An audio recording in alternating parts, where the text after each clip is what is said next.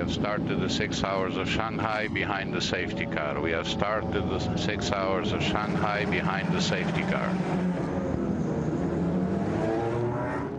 So the race is underway. The countdown has started, at least, even if the racing happened. As you see the cars driving away there, you saw off the back of the number 4 car, just a big sheet of water rolling all the way down the bodywork and being dropped behind them. And that, again, is just puddling up in every little low-lying part of the car's bodywork.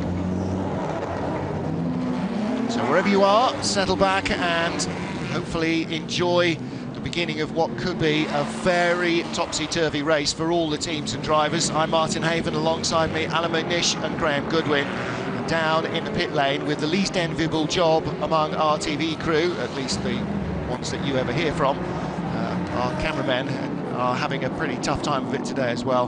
Down in the pit lane will be Louise Beckett, and so she will keep us up to date with whatever the teams are doing and thinking when they're not out on track. Alan, starting behind the safety car, always difficult. We've just seen the teams rushing out fresh from the tyre warm ovens, heated tyres. They've been cooling down for the last 5 minutes, and now at barely road car speeds, they'll be cooling down even further. How do you keep a super high performance car like the Toyotas or the other prototype cars? How do you, at pedestrian places, keep the heat in the tyres? It's not just the tyres, it's also the brakes, Martin, and you've got to try to energise the car, keep them alive, because as you said, the tyres have been cooling down and they've got a working temperature where it actually kicks in and the rubber compound starts activating and moving and giving grip.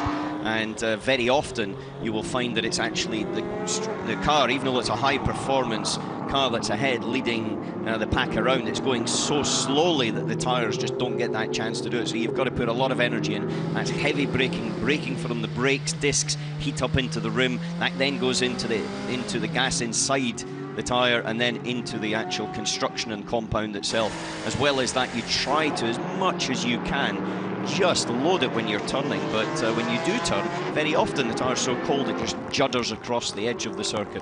So right now, you're in a situation you have to be behind the safety car, but there is an old adage, safety cars breed safety cars because of that fact. Your tyres drop off and you don't have the grip, and then when everybody's adrenaline is released when it goes green flag racing, then all the action starts, and unfortunately sometimes stops into another safety car very quickly. Rain level 3 officially, which is not light, not medium, but actually quite heavy. And you can see at the end of the straight, what are they doing down the back straight there? They might be doing 100 Ks. Yeah, it's about, the safety car's got a speed, yeah, and it travels out, so I think it's 120 kilometres per hour. And but in the queue, nobody can see anything. No. Yeah. So we're halfway down the field there. That was our pole sitter and LMP2, not even halfway down the field. And if you can see the car in front, okay, that's a Brucey bonus. If you can see 2 cars in front, then that's really unusual. Yeah, but at this stage what you're doing is you're actually picking reference points outside your peripheral vision, to the right and to the left. You're looking ahead, but your actual references for turning and braking and everything else, where you are on track, everything around you is your peripheral vision. And so that's why the intensity of the concentration and the mental requirement is significantly more than it is in the drawing. You feel like you're basically on tenterhooks all the time. Every corner, every entry, every apex, every exit, it could go wrong very, very quickly. And with the level of grip you've got, there's not much you can do about it when it does. Just